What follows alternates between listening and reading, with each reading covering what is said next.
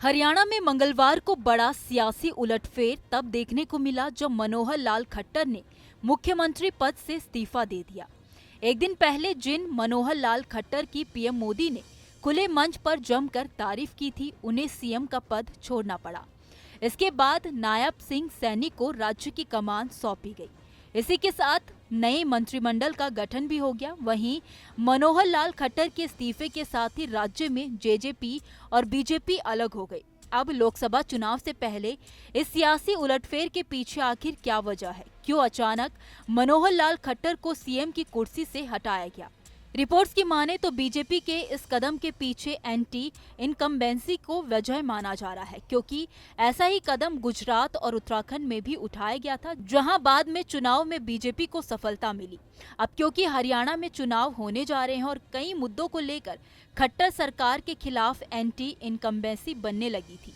हरियाणा पिछले कुछ सालों में जाट आंदोलन, किसान आंदोलन, राम रहीम की गिरफ्तारी के दौरान हुई हिंसा समेत कई मुद्दों के दौरान सुर्खियों में रहा, जिसने खट्टर की छवि पर भी असर डाला। ऐसे में एंटी इनकम्बेंसी को दूर करने के लिए ही शायद खट्टर को बाहर का रास्ता दिखाया गया है।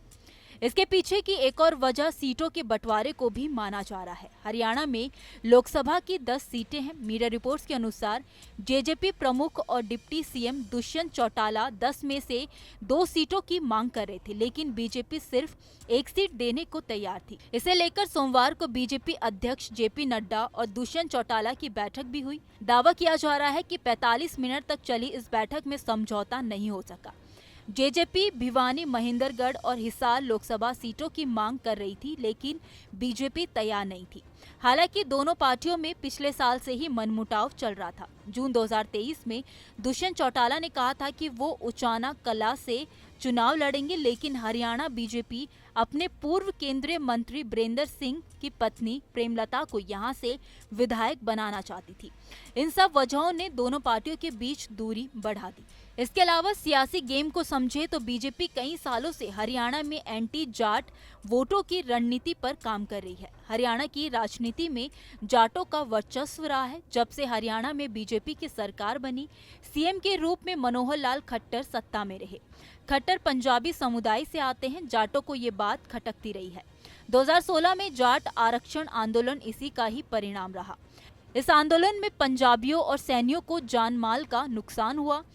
अब नायब सैनी को मुख्यमंत्री बनाकर बीजेपी राज्य में पंजाब और बैकवर्ड वोट बैंक बनाना चाहती है। इसका दूसरा लाभ उत्तर प्रदेश के चुनाव में भी लिया जाएगा और शायद यही वजह रही कि खट्टर की जगह बीजेपी ने हरियाणा में नए चेहरे को जगह दी है। खैर, इस खबर में इतना। इस खबर को लेकर आपकी क्या राय है, आप हमें कमेंट सेक्शन में जरूर बताइए। वीडियो अगर पसंद आया हो तो वीडियो को लाइक और शेयर करना ना भूलें। बाकी देश और दुनिया की तमाम बड़ी अपडेट्स के लिए देखते रहिए न्यूज़ नेशन का डिजिटल प्लेटफॉर्म।